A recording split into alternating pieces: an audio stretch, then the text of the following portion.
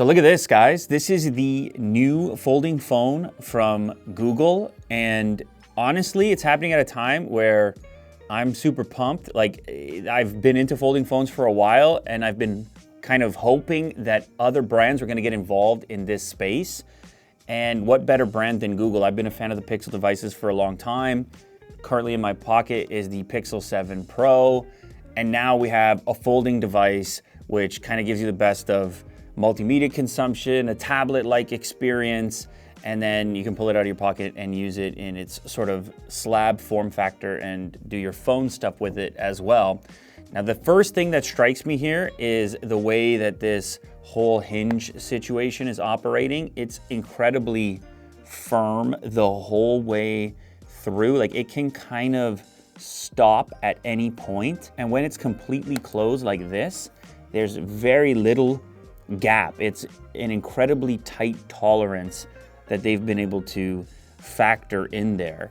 Now, the Pixel DNA is still intact, like as far as this visor looking camera section, and the Pixel camera performance is also intact. If you look closely, you'll see the periscope style zoom lens on the bottom there. This looks like a fairly large microphone grill, and the benefit of having the Pixel camera layout on a folding device is that when you have it unfolded like this, you can actually utilize the front-facing screen to frame up your image or video while utilizing the superior rear-facing cameras, which, as we know, are pretty much always going to be better than any front-facing camera in most circumstances.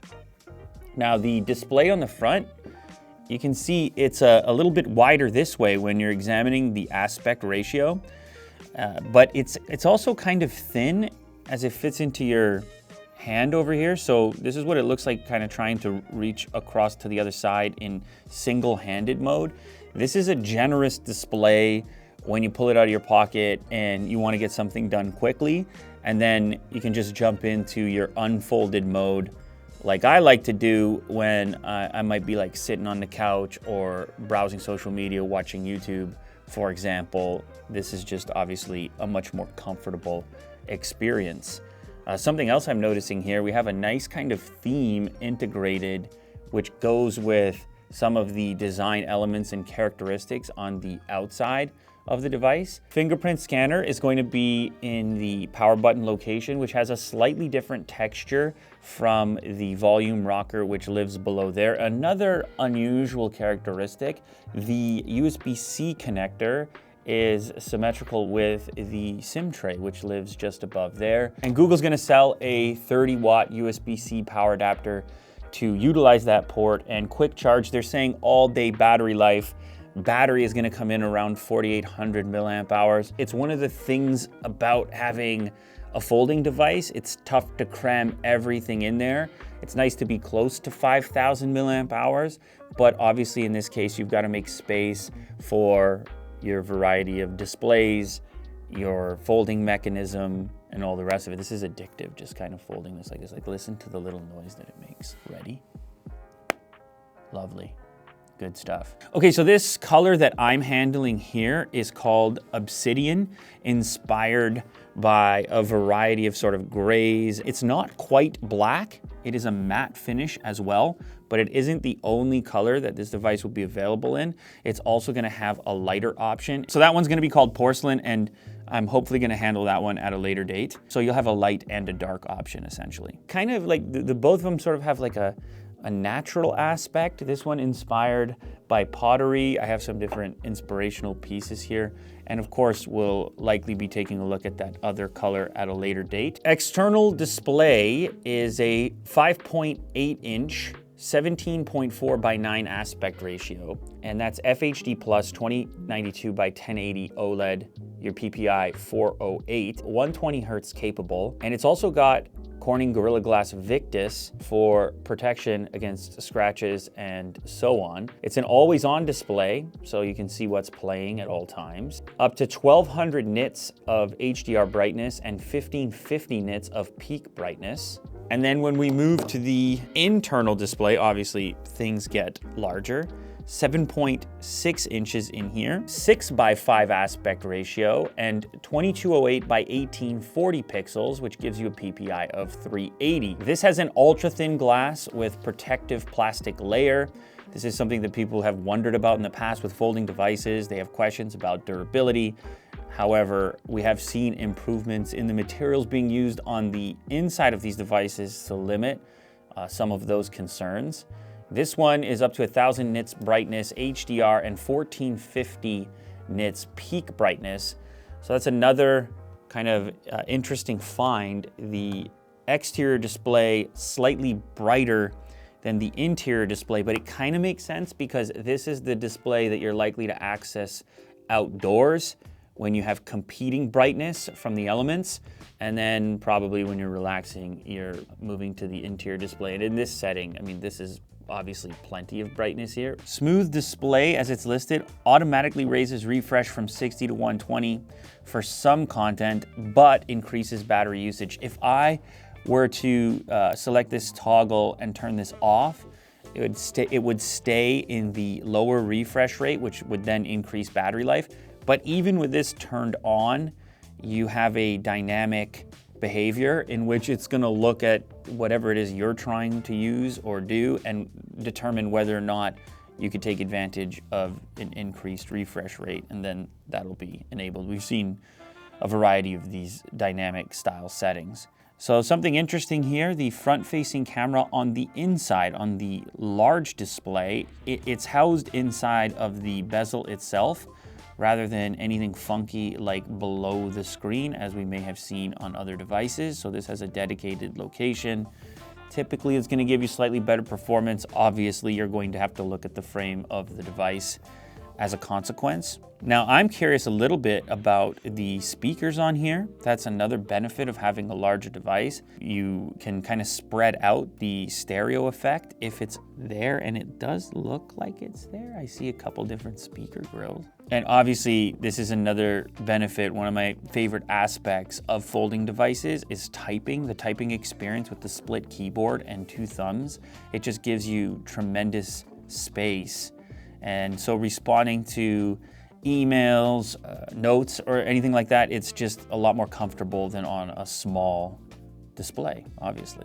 I'm just not, when I'm out on the street, how many like large 4-door sedans are you seeing? Once cars get that big, people seem to want them to be a little higher. Wow. They seem to want to have so a we little got more decent space. power here. I'm gonna hold it up to my mic. And get ever closer to that SUV category. So I just wonder, had Lucid done the SUV first, if we'd be having a different discussion right now, instead of their version of the Model S, which, as we've seen with Tesla, it turns out to not be their great seller either.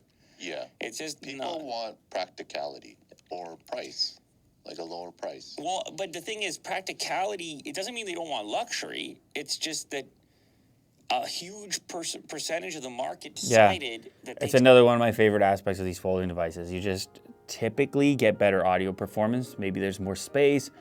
Obviously, as I mentioned, the stereo spread, so the distance between the channels is greater. So this is kind of what the video watching experience is like in this orientation. You can either be browsing what you want to watch next while still having enough real estate to watch your video, or you can click on comments, obviously, scroll the comments while you're watching. It splits it right at the right spot. Yo, how sick is that? That is pretty sick. Dude, you're watching a video, you're having your lunch, whatever, and you have a nice stand and you have the extra content displayed below, and this fits perfectly on the top.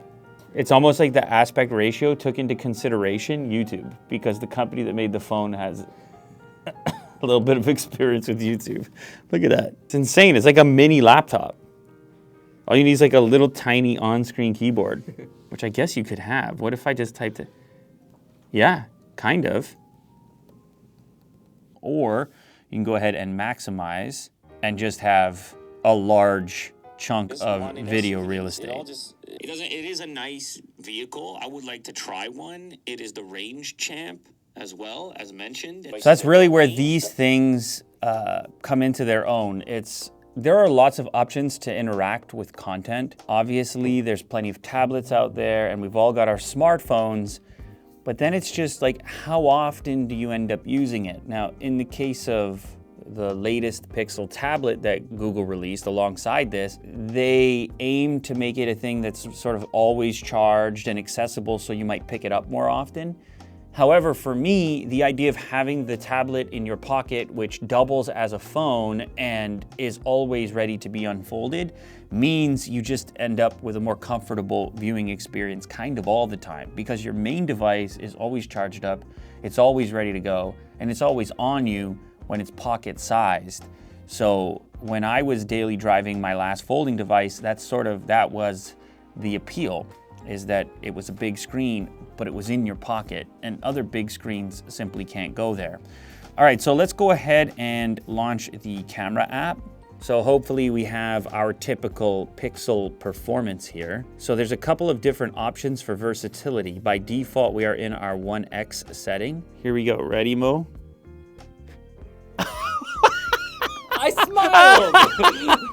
You wanted to smile. I never said that. I like that you put the effort in there, dude. Okay, so camera versatility test. We're starting all the way in at 5x. Here's our 2x shot. This is the ultra wide, and then our dedicated wide. You can see actually quite a bit of detail in there. When you go in here and examine your images on the far larger screen, you can have a different appreciation for it. I mean, that's kind of another benefit of these devices, is just showing off your own work, your own photos and videos. It's so much easier to just turn this to somebody and be like, hey, watch this, as opposed to on a smaller display, or look at this, or so on. So now in video, I've got full HD 1080p. I have a 4K option, 4K, and I can shoot 4K 60. Ooh, textures. What is this rock called? That's cool. And look at the texture on the fabric too. Woo! That's texture. You like the detail? You like the detail?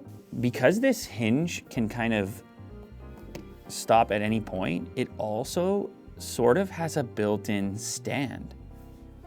Like, check this out. You could turn on the camera. I'm gonna try this right now. Yeah, look, dude, look. You now have a tripod anywhere you go. You can take a stabilized shot or set up for some video. Do you understand what I'm saying? Look at this. So if I wanna shoot a video and I don't have a tripod with me, and I have this beautiful camera capable of 4K 60 video on the rear, I can just prop that up on any tabletop surface, and just like that, I'm filming my video. And the UI even recognizes what I'm doing and actually splits into two. That's cool. And if I open it all the way, then it fills the frame. Check it out. So they do expect you to do this. Look, boom. And fold it all the way out. Then they're like, okay, you're holding it. In half, tripod mode. Even, hey, by the way, even the options on the bottom here are affected, including the suggestion to use the timer to take a group photo, exactly as I said. Ready, Mo? Oh, God. We didn't do a portrait yet. I'm gonna wait till you can't hold that smile anyway. That's better. Portrait, Mo. I love what the Pixel devices do with the contrast. Okay, so camera setup specs on the rear. The main camera, 48 megapixels, and f1.7 aperture. It's an 82-degree field of view. It's a half-inch image sensor. You've also got a 10.8 megapixel ultra wide. The telephoto camera, 10.8 megapixels, supporting up to 5 times optical zoom on the front of the device. So this is on the exterior display. You've got 9.5 megapixels, f2.2 with an 84-degree field of view. That's a fixed focus camera. And then on the inside, once you have it unfolded, you have another front-facing camera at 8 megapixels and an 84-degree field of view. So yeah, it's really up to you. I mean, with these form factors, you can shoot with it open, you can shoot with it closed, photos, videos, so forth. Obviously, this is not like a comprehensive test, but at first glance, performance does seem extremely comparable to Pixel 7 Pro. And I mean, obviously it does, because so much of what's going on here is happening in the software as well, and you know you're running your vanilla Android experience in here. So the device is obviously flagship. You have the latest Tensor chip in here. You're gonna have 12 gigs of RAM. You're going to have up to 512 gigs of storage. It's not gonna be cheap, but you didn't expect it to be cheap. It's gonna be coming in at $1799, so comparable to other folding devices, but still a premium. You're gonna have to be somebody that really sees the advantages of having a folding device and possibly replacing a tablet and a phone type of situation, and instead wanting a kind of one and done, do it all type of device. There's advantages for content consumption, content production, text input via the split keyboard, gaming as well. I mean, you've got a massive display for playing games, and it's actually quite comfortable to hold in two hands, whereas if just like on a typical device, you're kind of, you know, I mean, depending on your grip and so on, it's a little bit more natural when you have screen-based inputs for games to have more space and to have a natural spot where your thumbs align. Plenty of advantages in the folding space. You just gotta pay for it. And listen, as I mentioned, for me, it's kind of a big deal. I've been waiting for more players in the folding space, and Pixel devices, I've been a fan of Pixel devices before they were even called Pixel devices, back in the Nexus days. So for me, this is like a no-brainer. I'm definitely interested, and I'm especially glad that it appears that the camera section didn't take a major hit. Obviously, the design is slightly different because of thresholds and design constraints and challenges that come from trying to make a folding device. So I can just kind of show you a dusty comparison of, this is 7 Pro, and there's a little height comparison too. So as you can see, this visor section doesn't reach all the way to the edge the same way it does on the 7 and 7 Pro, but obviously you need room for this hinge, and you're dealing with completely different components. So the way that you implement your camera system is gonna be different. It's gonna be tougher. It's actually kind of amazing when you look at it in its unfolded state, just how thin this section is, which still needs to figure out a way to get that periscope style zoom lens in there, and obviously the other camera components, while maintaining the thinness and lightness of the overall package. So yeah, if you were wondering, because you saw this beautiful later case on the Pixel 7 Pro, yeah, we're gonna support it on the Pixel Fold as well. And check out that fit. You can order that right now when you're watching this. As I've mentioned in the past with these thin cases, it's especially helpful on devices that are large to begin with, because if you slap something bulky on here, I mean, let's be honest, it's a folding phone. It's already pretty hefty, so this kind of keeps it as slim as possible while giving it a little bit of texture and a little bit less slip out of your pocket.